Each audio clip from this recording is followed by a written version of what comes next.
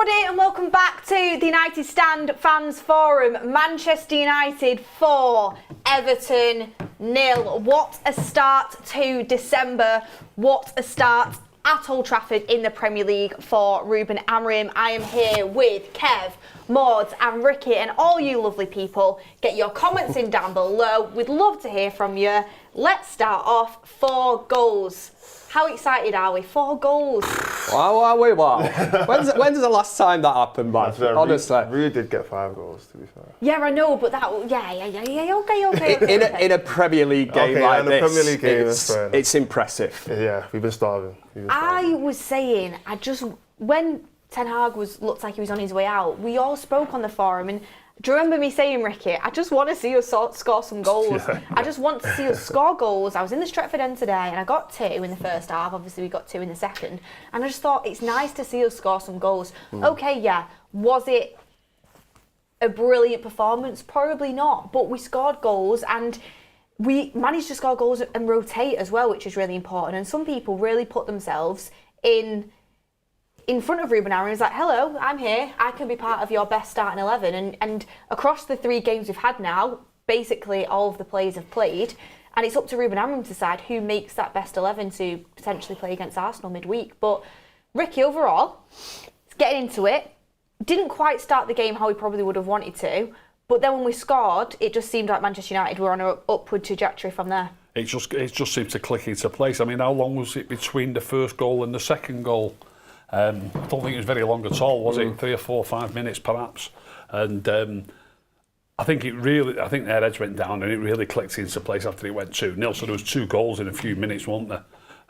You said that famous line earlier, didn't you? Goals change games. Goals change games. Up to that time. What time was the first goal, 36, by the way? 36. Yeah. So 36 minutes into the game, it was dead even at best. I think probably they slightly shaded it up to that point. Do you agree? Yeah. Yeah, I agree. And they, we get that goal, and and the rest is history, so to speak. But yeah, great to get 4 goals in the end. Unbelievable. Before in the build-up show, I think you said 3, didn't you, Mods? Yeah, and Beth, I think you said 3. You said 1. And I said 1. But I also said to you, it's not, because somebody said 4, and you said no. Yeah. You both said no chance, and I said there's no big difference between 3 and 4. If we can get 3, we can get 4. Yeah. Greg predicted 4-0. As soon as that 4th went in, I thought, every time on the build-up show I say something. Did he predict 4-0? Yeah. I said, there's a lot of 4s in the chart. I was like, me and Maud's like, 4. And Ricky was like, there's not much difference between 3 and 4. And we're like, come on now. But don't get me wrong, I was buzzing when that 4th went on. 4th one went in. Didn't look like we were going to score after Bruno Fernandes came off, but that's another discussion for another for a bit later on the show, isn't it? You don't want to hear it. You don't want to hear it. I see what you're doing there, Beth. Honestly, if anyone watched the build-up show, Ricky was slandering Bruno, and he had a fantastic game. And then when we came off, we just looked. He played all right, love. He played all right. Really well. I won't say he was fantastic. Played really well. Amad was fantastic. Oh yeah, there's a big difference between bracket. Bruno and Amad. Amad was the elite bracket. Some words from our manager, Kev. Yeah. He said, because we were talking about this before the show. It was a good result, but performance. Was it amazing? We'll get into that. Get your comments down below. He said you can't just focus on the result. You have to focus on the results that appeared. Like before the game, we have so much to do, but it's better to work with victories. Let's focus on the performance more than the result. We have a long way to go. So he's saying we didn't play that great.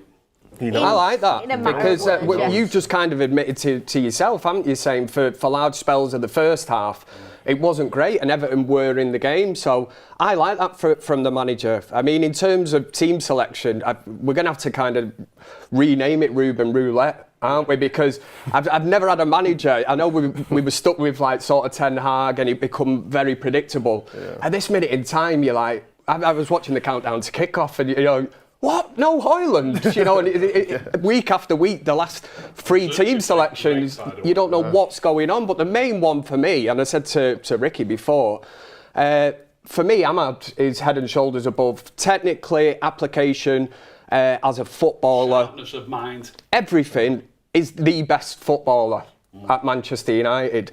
And Ruben Amorim has been in charge, what are we saying, a couple of weeks? So he's seen it already. It probably says more about Erik ten Hag. It really does, you know. Ten Hag, can I just say, Ten Hag, more or less rejecting him, hardly ever playing him. It's the biggest error since Decca Records rejected the Beatles. It's absolutely ridiculous. I love that. It's like it was a big opportunity missed. Let's just put it that way. That's the point he's making. It's I like that. Being at Barcelona and keeping Messi on the bench. Sorry, Leo. You're not playing today.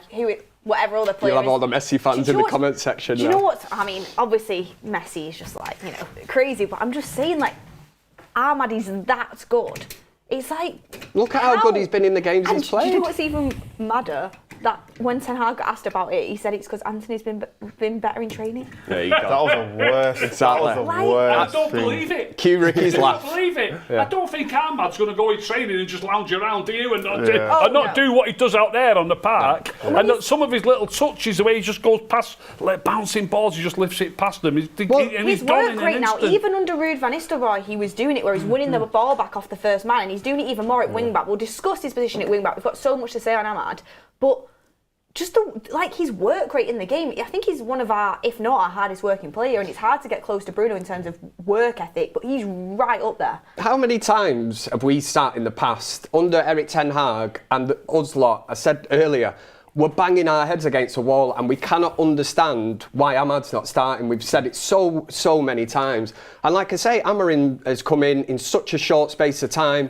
He's identified it. Yes, the system it's going to take some getting used to. But he's already just made these simple, I'll play, as Ricky would say, a left footer on the left side, a right footer on the right side. And it's putting round pegs in round holes. It looks good. And Amad, he stood out. And how many times have we said, why is he not playing? He plays him and we look much better. He got 2 assists today and he was the one who nicked the ball back for Bruno to run in and goal and give it to Zirkzee. No other winger does that. More or less 3 assists. Yeah. And I think... Oh no, 2 of them. 2 of them, he had to win the ball himself. Yeah. 2 out of the 3. The one in the Europa League where he made a goal out of nothing, didn't he? And that was all from pressing, winning the ball back. Again, I don't think a Rashford would do that, a Garnacho. Amad's, he's just a different animal. But this is how every United player, this should be our standard, should be playing the way Amad does. And I get every player has different attributes, I understand that. And some players are better than others, but everybody should be at Amad's level in terms of work rate, his aggression, his football IQ, everything he brings. We've wanted him to play for a long time, and the fans were right. But for example, it's when fans were, saying, "Oh, I don't want to sell Wan-Bissaka. We shouldn't sell Wan-Bissaka." Then Mazraoui comes in. He's better. We've got to upgrade our players, and if you upgrade your players, you get better performances. Mazraoui is better than what Wan-Bissaka is. Amad is better than whoever was playing on the right beforehand. Now he's coming to the team. Luckily, we already have him. Think about if we actually did that to the whole of our team, we'd be in a much better place. Yeah. And the thing is with Amad as well, I think he's making everybody else better because when you see him working hard like that, when you see what he's doing, as a player, it sets the tone. You look even worse if you're not doing that. So you've got to match him, and that's what's so great about him is, like you said, infectious around the whole team. Yeah, that work rate thing, you have to have that. And if Amad's doing it, then it's up to the other players, like you say. I honestly can't believe if Erik ten Hag sat at home, he can't even sit there watching. If he did watch today, he must just think, why didn't I give this lad a chance? I'm like, I don't get it. We never got it. We've sat here so many times, we're not football experts. Well, Ricky might argue he is, but, we've sat here so many times and it was so obvious. And it was like, why is he not in the team? Is he doing something wrong in training? As you said, like Anthony getting in ahead of him and you think, bloody hell, Anthony he must train well, or I just don't get it. But just fair play to him because he is one player that's taken his opportunity now. Maybe he bumped Erik ten Hag's car in the car park. Must have done something. Not got over it. It must have been a lot worse than that. Well, do you want me to read out some Amad Diallo stats from the game? Go ahead. We moved on to Amad quicker than I wanted to, but it's fine because he is the star of the show, and it'll be interesting to see who people's man of the matches are at the end. But Amad created the most chances in the game. He made the most tackles in the match. He was the most fouled player in the match. he won the most duels in the match and he got 2 assists. If you're not Manchester United's best player off the back of that, then I don't know what you are. You've made the most attacking contributions and the most defensive most contributions. Tackles. The most tackles. That's crazy. Maud, I'll come to you on this one. We've all said we want to see Amad closer to goal, and people have spoken about seeing him in the number 10. But is he done so well at wing back that he's kind of like, you have to play him there because of how good he's done there? Don't change him. I don't see why. I don't see why we have to force the change. I get it.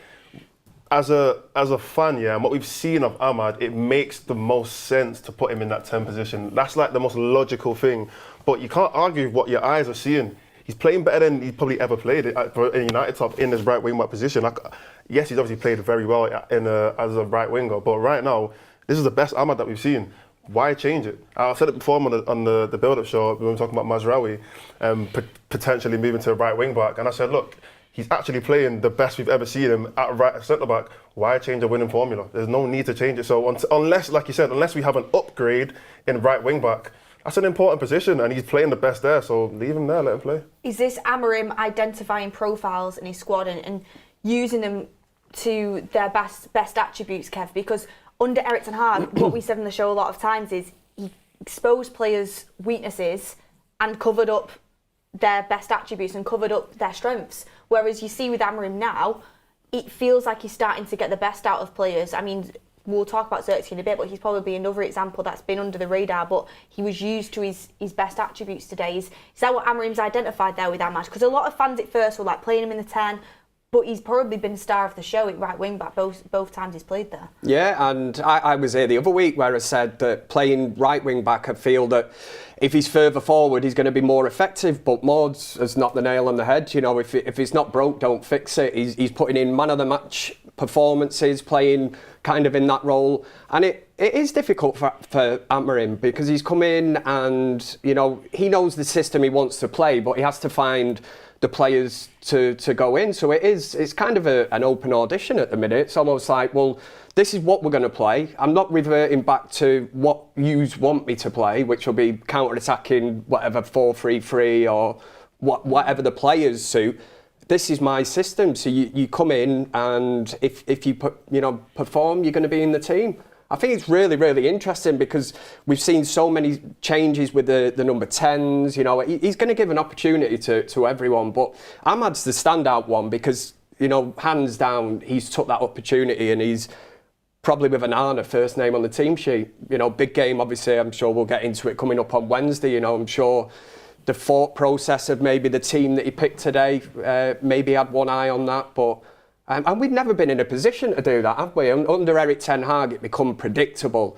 Amorim seems a lot more switched on. You know, you know for a fact he's got one eye on Arsenal. Can I just say quickly as well, when we interviewed Amad a couple of weeks ago on the United Stand in the mix zone, I'm so glad he's doing well, but I think this also shows that his character. He was the most humble, polite guy. Before like the cameras came on anything, he came over, he shook every single person's hand that was there. It was so lovely, and you can just see that he's doing the right things. I mean, obviously it's only like a little bit of a snapshot, but it's good to see good people doing well.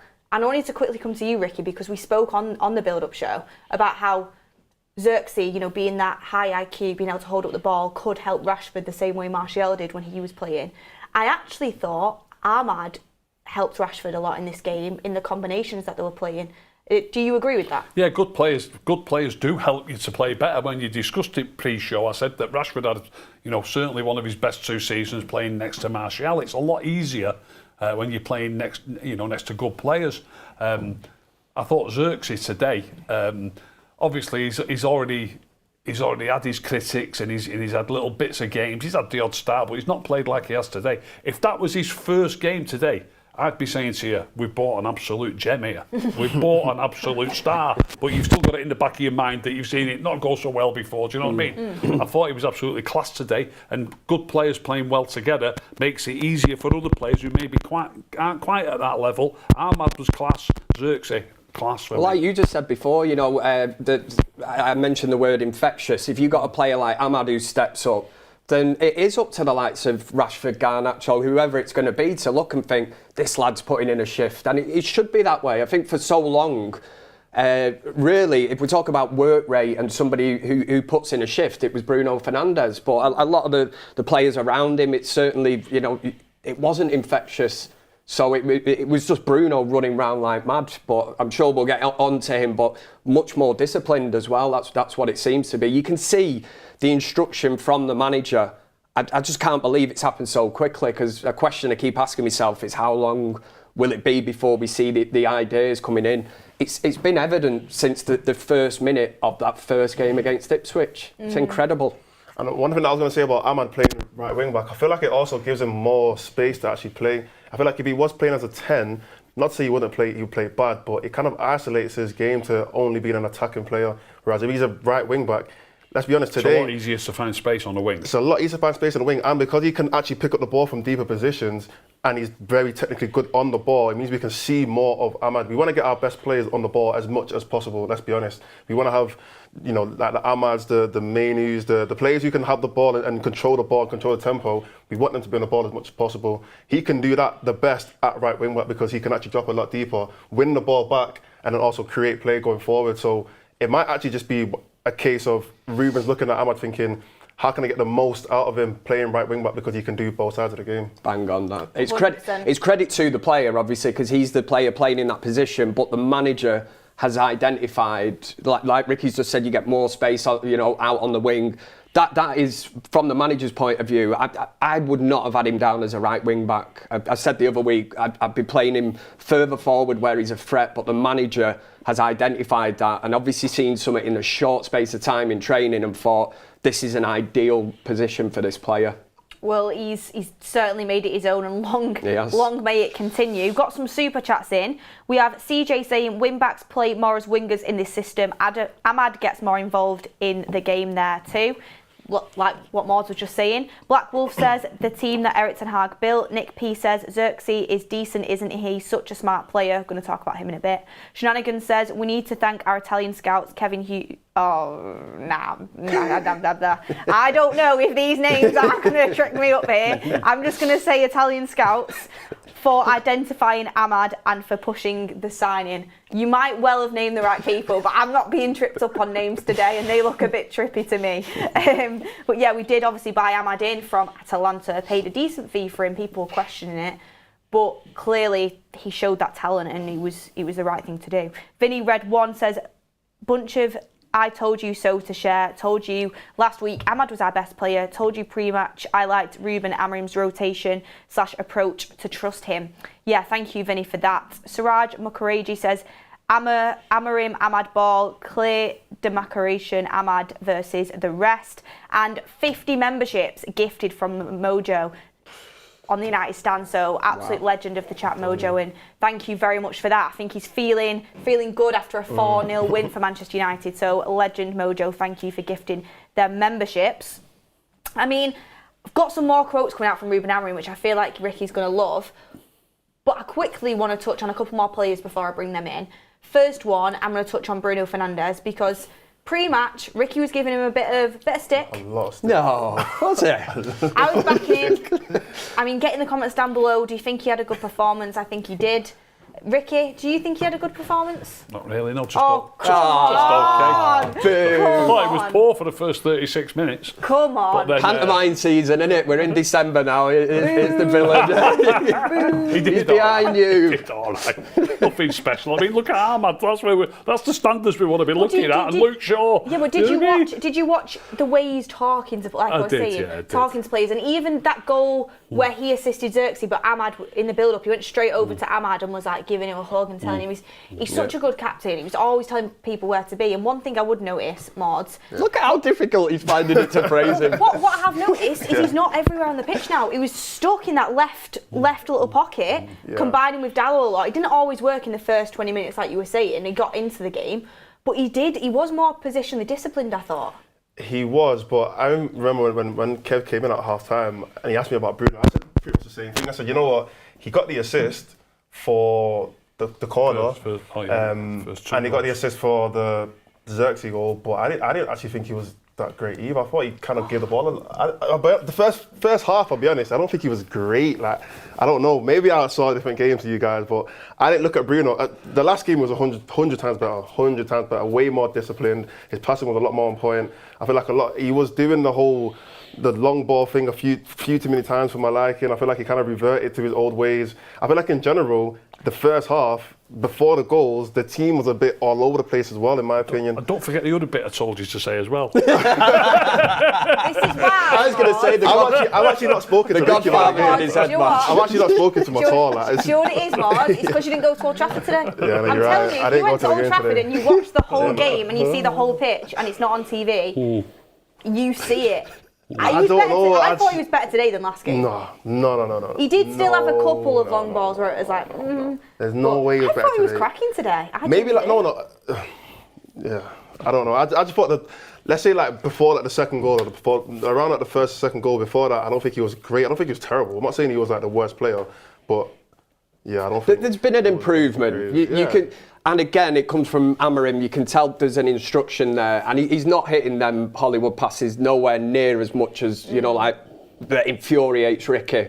So in that stage, and you heard him in his press conference leading up to this, wasn't it? The fact that he was getting asked questions about at his kind of age now. Can he kind of revert and change his game up? Which it is quite a lot to ask, but. Does it say more about the previous regime with Bruno, that he was just allowed to continue to do that? Nobody ever reined him in or said anything. And again, within a couple of weeks of being at the club, I think there's definitely a clear instruction. You can see he's changed his game. But again, probably tells you more about Erik ten Hag. Again, if he's sat at home thinking, why didn't I play Amad? Why didn't I tell Bruno to do this? He's nipping in the bud already in such a short space of time. All the flaws in this team that we've spoke about on here so many times. Mm-hmm. And what I also liked about him is he was in constant conversation with Joshua Zirkzee throughout the game. And let's talk about Joshua Zirkzee, because a lot of people, and I mean a lot of people, had written him off. I seen an Everton account on Twitter was like, when he saw the starting 11, if Zirkzee scores today, we might as well fold the club. Well, have to. Fold the club? Have to. Take us 10 points or something. I mean, Ricky, I'll come to you because I feel like he's your type of player.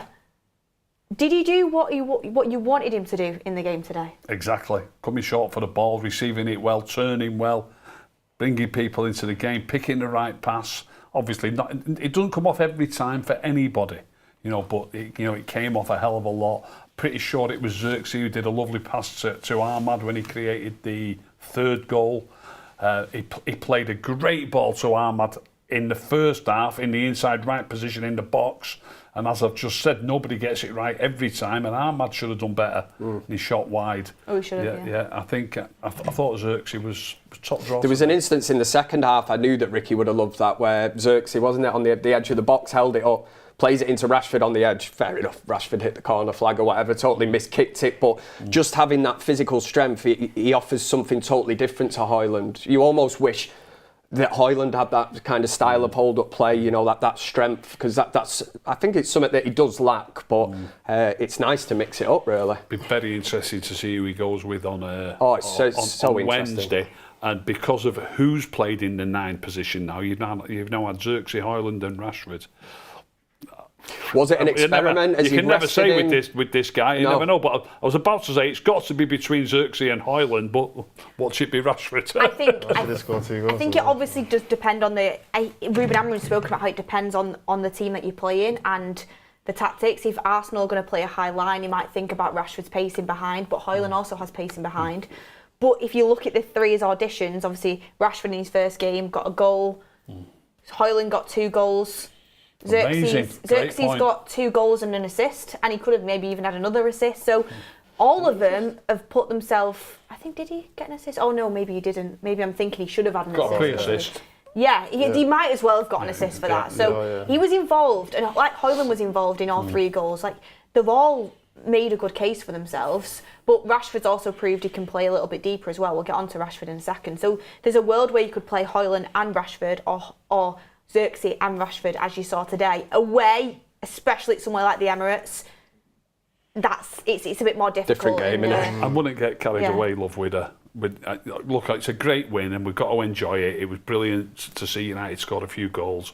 And again, no disrespect to Everton, they played great for 36 minutes, right up until we scored, and I don't think you should be just thinking, you can play this player there, you can play that player there. It doesn't mean that doesn't mean that we're going to come on in leaps and bounds, you know what I mean? Certain players, to me, they've got to prove it against some of the big teams rather than, the players. Arsenal's going to be a different game altogether, isn't it? You've got to prove it against some of the better teams. I wouldn't necessarily say just because Rashford and Zirkzee both scored 2 today that's a given that they are in the starting 11 on Wednesday. I think we're fast learning that this manager is going to make massive calls, and that's why I'm saying I wouldn't be surprised with the team that he picked today that he's actually got one eye kind of on Wednesday night, which is interesting. 12 minutes in, by the way, and City are 1-0 up. Not City, sorry, Liverpool were 1-0 up. Liverpool 1-0 up. Yeah, that's a league done, I'll be honest. But what I was going to say was, I think the most important thing about all these goals that we're seeing recently is about how they're being created, because at the end of the day,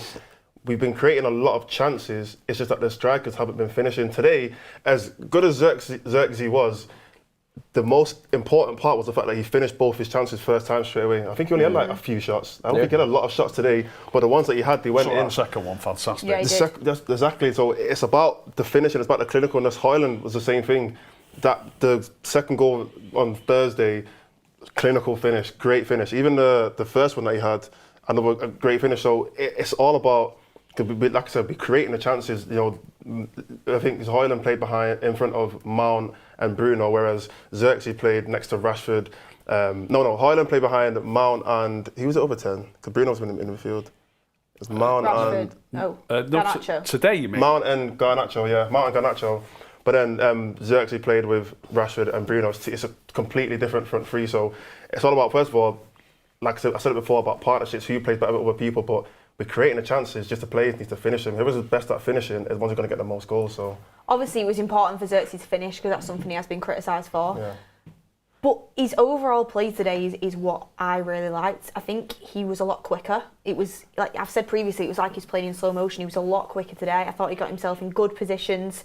His little touches are really nice and quick, and that's something that Rasmus has got to work on, because obviously Rasmus has other really good attributes, but Amorim even said himself he takes a few too many touches at times. Zirkzee, it's like one touch layoff. It's like he already knows head on a swivel who he's going to pass to before he even gets the ball. That's a really good attribute to have. It's a sign of an intelligent footballer.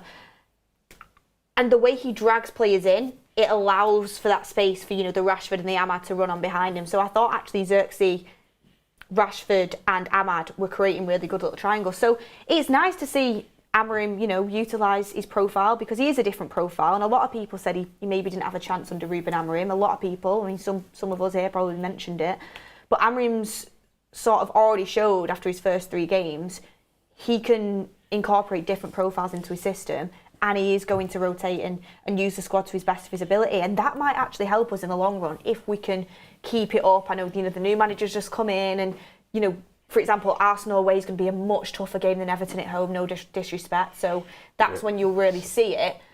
But in terms of injuries as well, that's a really good thing, because we have suffered with a lot of injuries in the past, and you want to keep the squad fresh and fit. I mean, even Bruno got subbed today, Ricky. I was a bit surprised that I was going to bring that up. Under Ten Hag, we were...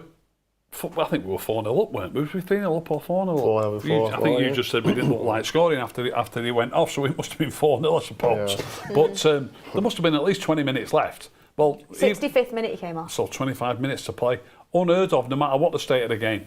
No matter what the state of the game. If we were 4 or 5-0, and it has happened occasionally in Europa League games, not really often in league games, still don't sub Bruno. Game management. Previous managers still don't sub Bruno. So it's good to see him think like there's no harm in. Although he did sit in the kind of dugout, didn't he, with an ice pack on his ankle. Whether it's a precaution for Wednesday. He probably would have done that any time, Kev. Yeah. If he's got subs, he's not going to say I've just got.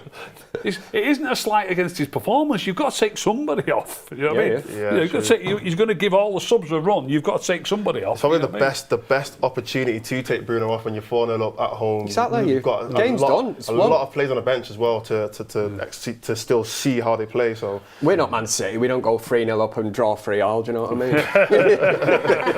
But just on Zirkzee. We go 3-0 up and lose 4-3. Well, that'd be more like it, wouldn't it? But, not anymore. On Zirkzee, even the fact that's very refreshing was the other week when we sat here, and the fact that the manager's coming out and name dropping players, you know, because he was critical of Zirkzee after the Ipswich game. He put him on late, and I didn't realise until after it, but he called him Josh, didn't he? And he said Josh should have been in the box, and he was screaming at him and saying, what's he doing hanging around outside the box? We're looking to try and win the game. But I think it's been very refreshing that the manager is open and honest, because I think one of the worst things, and we did have it under Ten Hag, we've had it under previous managers, I always say it's when they try to pull the wool over your eyes and convince you of something, when you know deep down, we all watch the games and that, you make your own opinion, and when somebody tries lying to you and telling you something different, whether it's to cover up for the players, which I think's gone on for far too long, at least now, there's no room to hide. There shouldn't be. You've got a manager that's being honest. Yeah. I mean, speaking of an honest manager, some quotes coming out post-match. He said, the result was good, but we were pragmatic. It was not pretty, but we were pragmatic. We did our job, which is to win, but you feel that we still have a long way to go. You can feel in that the first minutes we were okay, but then Everton controlled the game. Then we got goals in the right moment, and that changed the game. You can't just focus on the result, you have to focus on the way that the result appeared. Like before the game, we have so much to do, it is better to work with victories. Let's focus on the performance more than the result. You can feel it during the game. It isn't a line of top performances, it's a roller coaster of performances. We have some moments where we look good, but we have some moments where we suffer, like we did in the Europa League. We need time to train and improve, but it is better to work with victories. So stating that Everton were controlling the game, stating that the goals changed the game, this is exactly what we want. Under the previous manager, we'd play poorly and, you know, we'd nick it maybe 1-0 or something, and there'd be no acknowledgement of the poor performance. But Amorim is saying what the fans think, and it builds that connection, doesn't it? And even though we won 4-0, you know, he's not blowing smoke up the arses of the players by saying you were absolutely fantastic. So maybe behind closed doors he'll say, you know, I'm really pleased, it's a new system or whatever. But at the same time, it's admitting that there's a lot of room for improvement, which is, in any industry, that's what you should have. Don't just wax lyrical about all these players and say, oh, you were fantastic or whatever. Just leave that little bit of, you know, that little bit of doubt. You can always be better than your last game. Well, even on Amad, he got asked about Amad, and he said he's a really big talent, but in a small size. He did a great job, but he also has to improve. He's in a great moment. Ruben Fernandes helped him a lot in his games in charge, and now he's helping me. So even Amad, who was potentially player of the match, he's saying he still has to improve. Also has spoken about how Luke Shaw does want to play more, but he has to control and rotate him to make sure he can stay fit. I mean, we'll talk about him in a little bit. He said Thursday was 3-2, the result, but I think we deserved more from that game. Today was 4-0, but I think Everton deserved more. So he's acknowledging, you know, not the result doesn't always... We played better Thursday. Yeah, it doesn't always show what the performance was. So I like that. Honesty from the manager. We love a bit of honesty from the manager. Okay. Let's move on to a couple of other players we need to bring in. So let's talk a little bit about Marcus Rashford. Marcus Rashford played a little bit deeper, was still making them runs in behind, often doing that underlapping run with Amad and creating them combinations down the right-hand side. Scored 2 goals today. What did we all think of his performance, and do you think he's on the right track to solidify himself in the starting 11? Everyone stays silent. What a question. I think overall, because again, I think I said this to Kev as well, I don't think his performance was amazing, but end of the day, like, the goals are the most important thing. So I think Ruben's going to look at it as well and think he's finishing these chances. The first chance, the corner, I know it was a huge deflection, but if you watch it back, it was going in. I think it was going in anyway. Maybe someone might disagree, but it looked like it was going in. I think it was just sneaking in. Yeah. It was just about to sneak in, so it could have been a good finish. We don't know. But the second one was definitely a good finish, and in the past, we would have probably seen Rashford probably miss. You know, I can give examples. You know, the quarter-final against Liverpool, that 90th minute chance where he's one-on-one with the keeper and he's put it past the post. There's been a different, sorry to bring it up to everyone in it, but there's different examples where Rashford probably would have missed that, or he would have overthought it and done something else, but he's actually put it away. So I think getting the goals is huge. I mean, and that's exactly what we need from Rashford, is someone who can get us goals when we need it. But like I said at the start, I don't think his performance overall was like a 10 out of 10 or anything like that. I was thinking before he scored the first goal, I was like, oh, you know what, I'd actually probably bring Rashford off.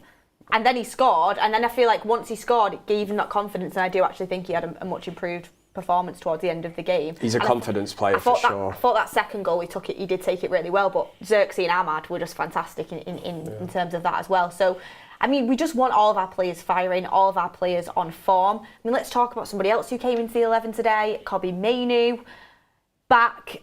Unfortunately, now him and Lisandro Martinez are suspended for Arsenal, which is frustrating. But Maud, was it nice to see Kobbie Mainoo back in there?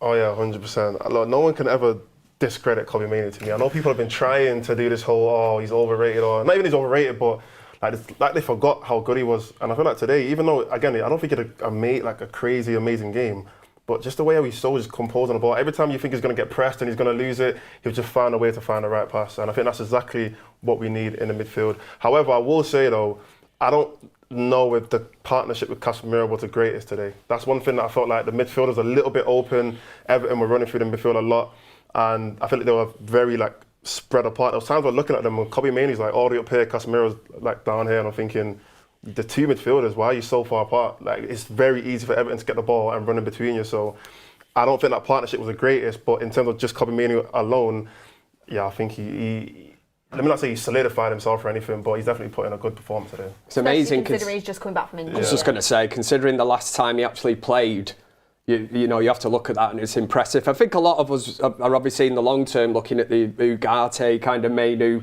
partnership and probably thinking that's going to be the main sort of cogs of that engine room, so it'll be interesting to see. But Mainoo's quality, innit? You know, you forget what you had, you know, what was taken away obviously through injury, but for him to come in today and put in a performance like you say, he didn't rip up trees and stand out hugely, but just went about his business, as Roy Keane would say, he's just doing his job. Did his job. Yeah. I have to come to you on this, Ricky, because I know you like different players for different positions, but one thing that I was thinking throughout the game when I was watching it is, wow, we are actually probably going to end up being quite reliant on Ugarte in this system. I thought we missed Ugarte today badly. I thought we missed his energy. I thought we missed his tenacity in that midfield. And I was just thinking, we need to bring Ugarte on. I don't think it was necessarily a slight on either Mainoo or Casemiro, but I think he needs to play, whether it would be with Casemiro, whether it's with Mainoo. Personally, for me, it would be with Mainoo because I think Mainoo offers more. It's not as if I thought Casemiro was necessarily really bad. I just thought he needed someone there with Ugarte's legs. I mean, did you think we were missing that little bit of energy in the midfield? Certainly did in the first half. But we dominated it after we got a couple of goals. But you know, it's difficult. We've got a lot of players to fit into a few positions. There's other players that deserve a little bit of game time as well.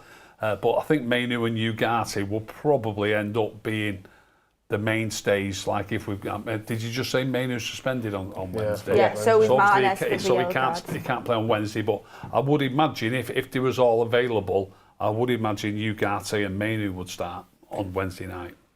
Yes, if they were, but obviously Mainoo's not going to be able to. But I think that's going to eventually be the midfield partnership. I think other players are obviously going to play because he likes to rotate. But I think that's going to be the preferred thing with top that spot. Sorry, cut you off there. I was going to say the thing with the them two players, you've got legs. You're not compensating, you know, where we say you couldn't play Eriksen and Casemiro together because they've got no legs. And then you try and mix it up today. So you've got Mainoo, who is mobile, Casemiro a bit less.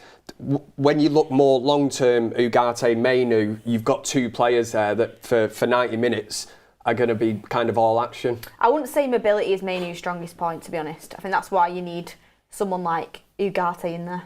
I think he's good at getting that combination. He's good at intercepting though. Mainoo does get in good position to get the ball back. So he is. I mean, one thing I would say is I thought when Mount came on, it's a lot easier to do when you're 4-0 up.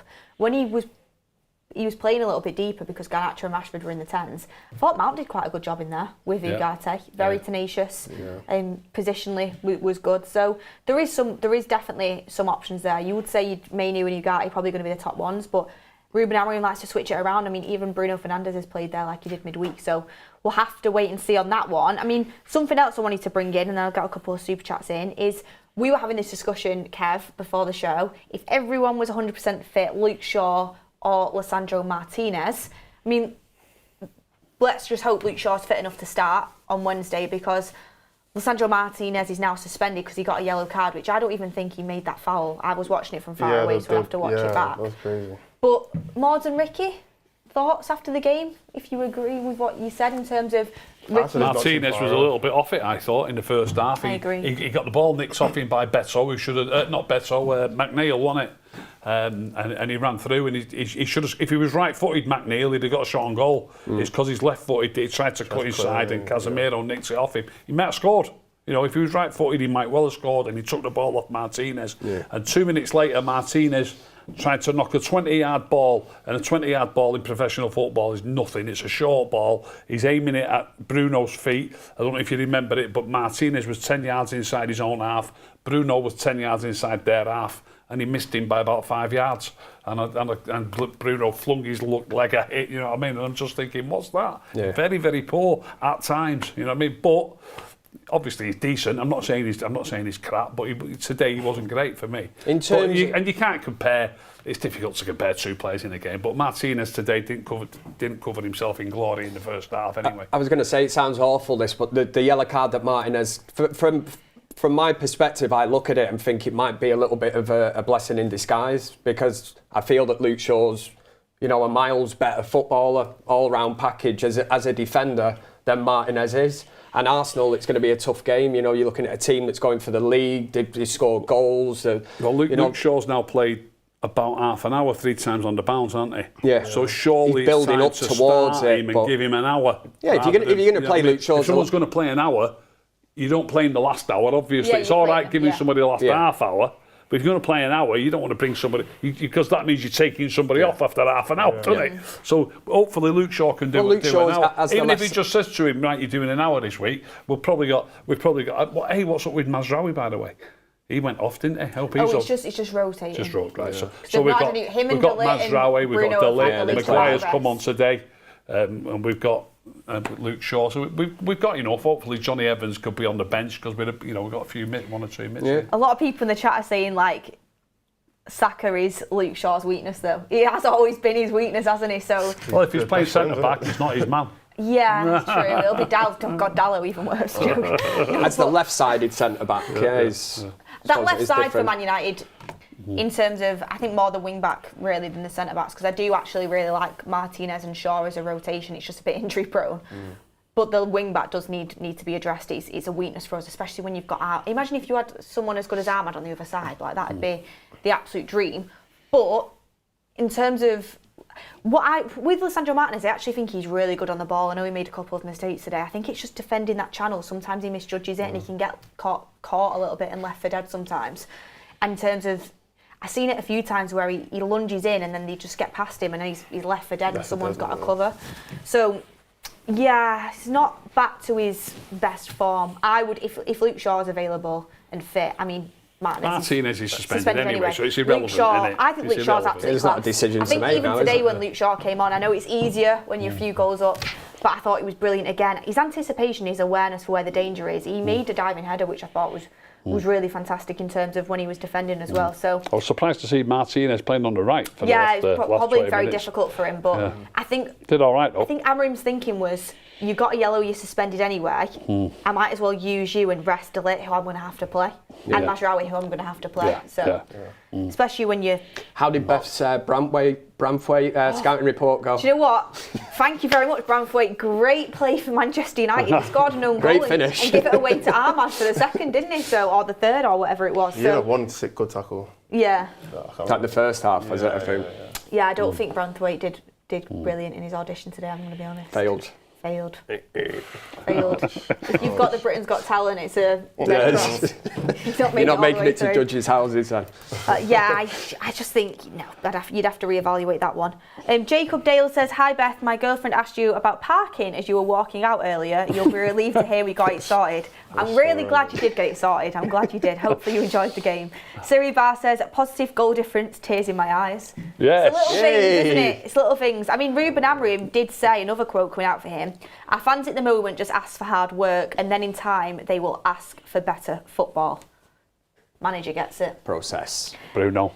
Patrice Evra says, now we can get Mbappe for Amad. I love this game. Don't get that. Emmanuel Edwards says, Pellistri would have thrived in this system. Ooh. Yeah, I agree with that. That's a good shout. Hassan Yuristi says, we must remember Ten Hag was under a Glazer contract. Glazer contracts are suspect in including player contracts who must play. Happy Ruben is not. I think that's just conspiracy. That can't be a thing. It's just conspiracy.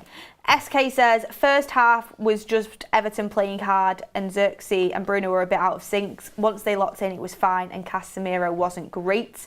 I think Casemiro just was lost without the energy of Ugarte around him, just got caught a lot of times. Yeah. Barima says, as a fan base, Amad and Noose will have bad games. Let's not jump on them right away when it does happen. Edo gifted 5 United Stand memberships. Thank you very much for that. We appreciate your contribution. I mean, let's talk about, Amad and Mazraoui have been our best players for quite a while now. But Mazraoui did get his little bit of rest. You'd like to think that's him solidified playing next game, De Ligt as well. We're going to go through what we think our starting 11 should be for the Arsenal game, because we have quite a deep squad to pick from now, and you've seen mostly all of the players play, I think, under Ruben Amorim now in these first 3 games. You would like to think away at the Emirates he's going to play his strongest team that he can field, so we'll get more insight into what Ruben Amorim thinks. But so let's start off with it, actually. Let's start off with it now. We might as well, mightn't we? Quickly, obviously, Andre Onana is going to start. It's another clean sheet for him. Good save. Very good save up there for the Golden Glove. He just seems so much more confident now. Even his catching and the way he comes out of his box, he just seems so much more confident and at ease. And I think, have you noticed, way less long balls now? Yeah. Again, that has to be an instruction. It's not a coincidence that the new managers come in and you're seeing just little tweaks to the team that are making such a huge difference. I seen on Thursday when I was close to where Amorim stood, when Onana did a long ball, he was telling him no. He was like, keep it on the floor. So that must be an instruction, which is crazy to think that Erik ten Hag wanted him and then just asked him to play long balls. But we tried to ask him about that in an interview post Fenerbahce, and he kind of went round the question, but he was obviously, manager instruction. But another clean sheet for him up there in the Golden Glove. Then what would your back 3 be, Kev? This is for Wednesday then? Yeah, for Wednesday. For me, Luke Shaw would come in as the left-sided kind of centre back, and then you would have De Ligt and Mazraoui. Yeah, it's got to be. That's yeah. I'm convincing yourself here, Amad. For me, that has to be. Yeah. I don't know whether anyone would disagree, but that's the 3. So we all in agreement with Mazraoui, De Ligt and Shaw. Yeah. This is where it gets interesting. Yeah, it does. Who are your 2 midfielders then? I was going to say Ugarte and Bruno. You play Bruno deeper? Yep. Wow. Ugarte and Bruno. Oh, yeah, so there's no main. Are we actually trying to pick what we think the manager's going to pick? Or are we trying to pick what we think we should pick? We would pick. Well, the best team, so what we would pick? What we would pick? I would go with... That's the thing, because the manager's not necessarily going to pick. That's so difficult to choose. With the players, I mean, obviously, Mainoo's not available. I would probably I'd definitely go with Ugarte. And then who else have we got without Mainoo? Casemiro. I wouldn't have Bruno deeper. We've got Casemiro. Eriksen played there last week, but I wouldn't play him with... He might be all right with Ugarte, to be honest. I think I'm stuck between Ugarte and Eriksen or Ugarte and Casemiro. That's what I'm thinking, the latter there. I think Ugarte, Casemiro. I think there has to be a game plan. I'm not saying it's going to be negative where we're going to give them that much respect that we go there and think we have to be really defensive, but that does offer that kind of protection blanket, in front of the back 3 or 5, whatever you're going to call it. But the best 2 I've seen is Ugarte and Bruno so far, unless you disagree. I'm stuck between, I want to play Ugarte and Bruno because then I can figure out a way to get them out in the team.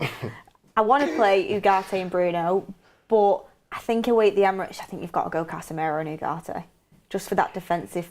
Casemiro's experienced as well, isn't he? You know, you could argue that he is a big game player, but yeah, I'd go with them for my two anyway. What? Ugarte and Casemiro. Yeah. Then, yeah. So is that what we're agreeing on? Yeah, 3-1. Okay, and then the wing backs. Are we all in agreement? It's Amad and Diallo. Diallo's so lucky that's he's the only guy that can play there right now. Let's be real. Yeah. No experimenting. Yeah, I mean, what did you all make of Diallo today? We didn't touch on him really.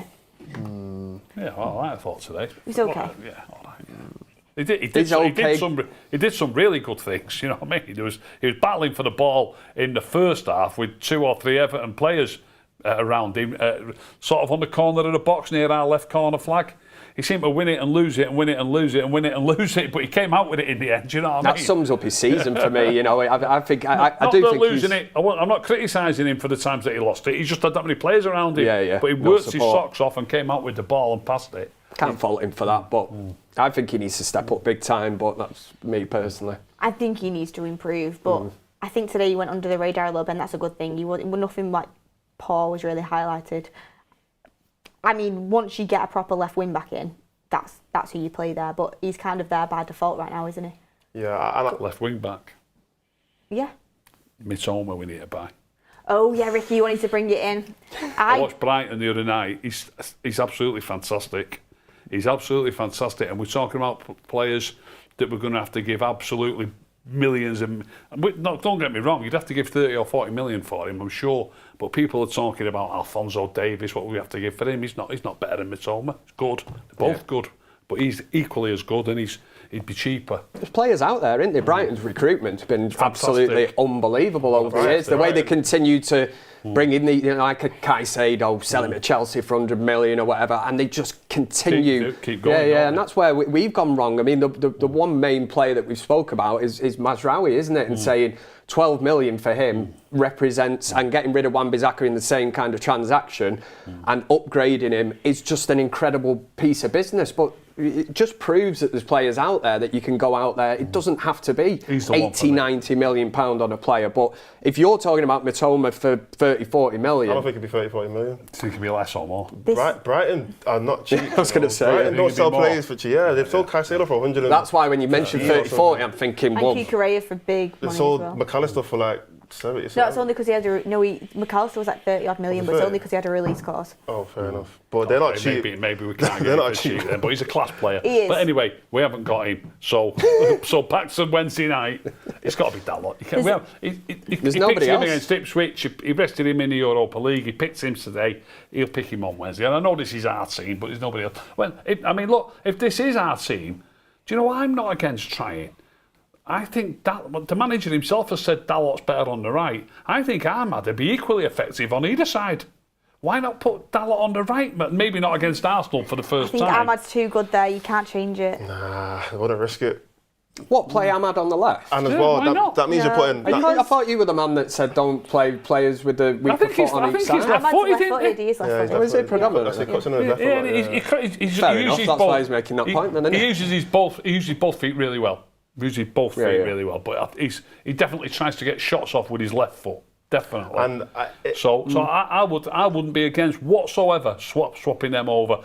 Look, I'd be brave enough to do it even against Arsenal, but it certainly is to try it sometime because you've got a player there, Amad. I know he's playing fantastic, absolutely fantastic, but he might play absolutely equally as fantastic on the left, and yet Dallot is struggling a little bit on the left. Surely it makes sense to put him on the right, and the manager has actually stated, he wasn't on the build-up show, Kev, the manager has actually stated that he is better on the right, and you will see him there at some stage. That's what he said. Put him there and try Amad on the left. One thing I will say, it's Sporting Lisbon. Amorim, his right wing-backs were left-footed, predominantly. I mean, they could play with both, but they were predominantly left-footed. They were like Amad's profile of player. So, yeah, OK, we might see Diallo there at some stage, and I think he would be really good on that side. But when Amad has been so good on that side, I just don't see a reason to change it. I think we need to figure out that. I mean, it's an interesting topic, and it might happen. He's playing very, very well. It is that saying, if it's not broke, don't fix it. But there's a really interesting chat here from Lynn Hall, and she said that Diallo versus Saka will get roasted at left wing back. Think we need Mazraoui there, and to play Maguire as the right-sided centre back. How's that for a test then? What about Amad and putting him up against Saka? No.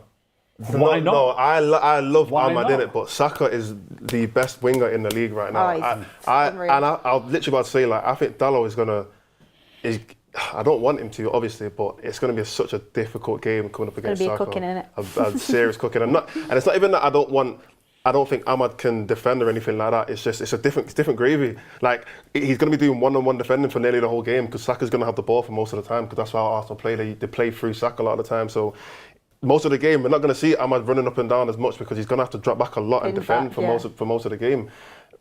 I just feel like if anyone was to control or at least like calm Saka down the most, it would probably be Mazraoui, if anyone. I actually do really like the idea of playing Mazraoui there. And then playing, I mean, you could even move Diallo to right-sided centre-back, potentially. But then on the other hand, we shouldn't be changing our team for Arsenal. We should just be playing how we want to play. well said, Mads. I get that, but I'm just thinking, I know Mazraoui's been, I'm really, really contradictory because I said keep Amad there because he's been class there, and I know Mazraoui has been classic right-sided centre-back. Maguire looked rusty today when he came on, not going to lie. But you have got that option now of playing Maguire there, or even Diallo, because he's also been right-back before. He's in a back three, and then putting Mazraoui in 1v1 against Saka, that might be a better option. I mean, get in the chat what you guys think. So anyway, what are all your decisions? There's too many. I'll keep it the same, I'll be honest. Keep it the same? Keep it the same. Yeah. Okay. Then your 2-10s, guys. This is interesting. Really interesting. Go with Ricky first, yeah. Definitely Mason Mount. Look, it's going to be Bruno, innit? It's no point me saying I wouldn't pick Bruno, but it's going to be. It'll be But Mason. would you pick Bruno? No, I wouldn't. No, I wouldn't. Well, I'd probably go for this game because normally we've got a lot of options. I think Mainoo would do a great job there, so I'd probably go with Mason Mount and Christian Eriksen in this game. But Yeah, no, I think it'll be Mason Mount and Bruno. Mods. Well, see, I was going to put Bruno in like a lot deeper in it, but because we all decided he has to play forward, I guess we'll put Bruno in the 10 and then probably Mount, so Mount and Bruno. But if you were gonna If it was my team, I would have put Bruno in the midfield, and probably would have put Mount. The other one can actually go to anyone. I'll be bothered. I wouldn't be bothered. Even Højlund. Let's see what Højlund can do there. Leaving out Zirkzee then. Well, we haven't really discussed striker yet, have we? So it doesn't matter. That's where it You kind can't of really falls say who into you're place, leaving doesn't it? out. Because you have to think ahead a little bit with your decision, really. I think I'd agree on Bruno and Mount. Today, Rashford was one of the 10s, wasn't he? yeah. Exactly. So somebody's It's potentially mad getting because dropped that scored 2 goals today. Rashford scored 2 goals today. He scored in his start against Ipswich, but I would also go with Bruno and Mount. Yeah. Well, Rashford, he scored 2 goals today, but take them out of the equation. I know it's quite easy to say that, and then look at it as an overall performance. You know, he wasn't Amad kind of standards where he was head and shoulders above everybody else. So it's a confidence thing with Rashford as well. I understand that once he's on the goal trail, he might not be able to stop him scoring, but. And then this is the big one. Who would all of your striker be? Højlund. For this game, I'd go Højlund. Still put Højlund. You're going to need a focal point of the team that's going to be pressing. It's just I agree with that comment, but I'm not too sure it has to be Højlund. I think Zirkzee's played that well today. I might go with Zirkzee. I knew you were going to do that, Ricky. I was watching Zirkzee today and I was thinking, he's going to pick it. Ricky's going to go with Ricky's Zirkzee. loving it. I think, like, and it's not even to take anything away from what Zirkzee did today. I don't think anyone's trying to discredit him. I just think with Højlund, one, he's better at pressing. I think and Arsenal are probably going to have more of the ball compared to today. So we're going to need our attacking players to be very good on the press. And like we saw today and like we saw on Thursday, you bring the ball back higher up the pitch, you can create a goal very quickly. The players best at winning the ball high up the pitch is probably Højlund. So that's one thing. And secondly, even though I'm kind of contradicting myself because he was good at finishing today, I still think Højlund's better at finishing. I still think if I was to have a one-on-one opportunity or the ball to be played in behind, who would I want to have the ball, Højlund or Zirkzee? I would still pick Højlund. You look at the goal midweek that Højlund scored, you know, it's a fantastic finish that, you know, it's really, really good. Højlund for me would be the striker. As good as Zirkzee was today. I think what does Højlund bring that's different? I wouldn't be against Zirkzee starting and then Højlund coming on, but if it was up to me, who starts as number 9 at striker for Man United against Arsenal, I would pick Højlund, just because I was very, very impressed with his performance midweek against Bodo Glimt. I think you're going to get... Don't get me wrong, I think Zirkzee worked his socks off, but like Maud was just saying there, his press and his energy, I think Højlund gives you that outlet. But then again, Zirkzee probably holds the ball up, and you're going to need that against Arsenal when you're trying to get into their half. It's a tough one, but I think for me, I'd just edge it towards Højlund. And one thing I will say as well with Zirkzee, he obviously played well today, and I think he kind of managed the Everton defenders very well. But one thing that we've seen with Zirkzee a lot is when the game's not going well, he declines very quickly. And when he's coming up against a Saliba and a Gabriel, and he's not able to hold them up because they're going to be tough, probably the 2 best centre-backs in the league, or 2 of the best centre-backs in the league, it's very easy for his game to just kind of go decline very quickly. Whereas with Højlund, he's got something else to his game that he could probably add in, the fact that he is quicker, he can get in behind and whatnot. So that could be another outlet, another way that we can play, instead of always having to rely on Zirkzee to come in deep and probably collect the ball when he might not be able to against Arsenal. Interesting stuff. Well, that's sort of our team we put together somewhere along the way. I hope you enjoyed that little segment. Now let's do, because we've done an hour already, can you believe it? Never. Exactly, it's gone so fast. Now let's do, it's 1-0 at half time. Okay. It's 1-0 at half time to Liverpool, but Liverpool have had 7 attempts, 4 shots on target. City have had 0 attempts, 0 shots on target. Yeah, it's done. City are back. Yeah, no, it's not done at 1-0, Mods. It's done. I'm sorry I said that. I don't want to get proved right. Pep's cooked, man. He's finished. Ever since Maud's cooked Pep, he's not been able to. It was only a few weeks ago. The wheels have literally fallen off after that one Tottenham game. Yeah, it was. It's when he started bad-mouthing us in his press conference, saying they were all hungover. If they don't win today, it's 7 games on the bounce without a win, isn't it? 7 games, yeah. It's unbelievable. I seen Pep on the telly with all them scratches all over his head. You got in his head, Maud, I tell you. You saw the clip? Yeah, he said. That Maud's on the United stand. My stepdad's a City fan. He's not taking it very well at all. Like, if they lose again today, I don't even want to walk through my front door. Like, genuinely, I'm like, think about how we feel. Yeah. Anyway, guys. Man of the match, Ricky. Amad. Got to be Amad. Amad, it's a clean sweep. Has to be. It's a clean sweep on Amad. It has to be. Magic moment. Oh. Magic moment of the game. Kev, we'll go to you first. Yeah, thank you for that one. You're welcome. Let me bide myself a little second to think. Magic moment. Do you know? I'm going to say Rashford's goal. Although it took a deflection, the thing that I actually liked was it was clearly something off the training ground. I'm not used to Bruno not even being able to clear the nearest man on a corner and going mad, going, why are they taking these? He can't even But to see something that, again, is just a little thing off the track, is clearly something they worked on. Nobody's picking Rashford up. You'll remember years ago, like Paul Scholes to Beckham, Beckham to Scholes against Bradford. It was, I'm not saying it was anywhere in the league of like that, the finish or anything, but it's just a new idea for a corner set piece. So I'm going for that. Sticking to it, guns, man.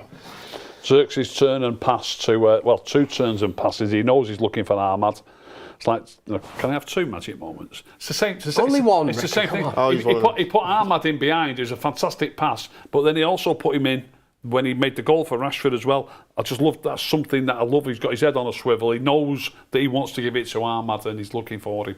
And I'll give it the pass to Amad that made the third goal. Third goal. Only Ricky could be allowed 2 magic moments. I love that. It's telling us.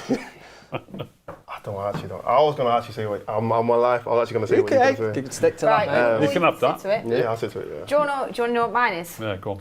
When Bruno absolutely left Ashley Young for dead. And I got on WhatsApp to Ricky straight away. I was right there. I was right where I was sat. And I see him nutmeg Ashley Young. I knew it was and coming. Absolutely cook him. He nutmegged Ashley Young and I thought, oh, here we go. That was mine. But he was playing in Syria. But yeah, young guy. 4 goals, guys. What a time to be You are alive. really Happy spoiling Sunday. us. Wow. Happy Sunday. And Arsenal's right round the corner. No rest. Big Taking week. 3 points there, 100%. Oof. Did you see them play West Ham? They looked on fire.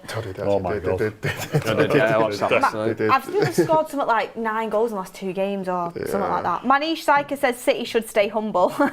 Same way Asi says get ready to get stuffed at the Emirates. Always come back out of retirement. Thank you everyone for watching. Please hit a like on the video. Really appreciate it. Appreciate everyone sticking around and watching us rather than the Man City humbling. I appreciate that as well. Ricky, thank you very much. Thank you. I enjoyed it. Mods. Thank you. Kev. Always a sign of a good show when it flies. Fair play to everybody involved. Exactly. Really enjoyed it. Absolutely loved it. And thank you to Ruben Amorim for giving me some hope. Please, and delivering goals at Old Trafford. But look, everyone, we'll see you shortly for some more shows. Midweek, we've got Arsenal. Go and head over to the watch along to go and watch Goldbridge for the rest of the Liverpool City game. And we will see you on the next one.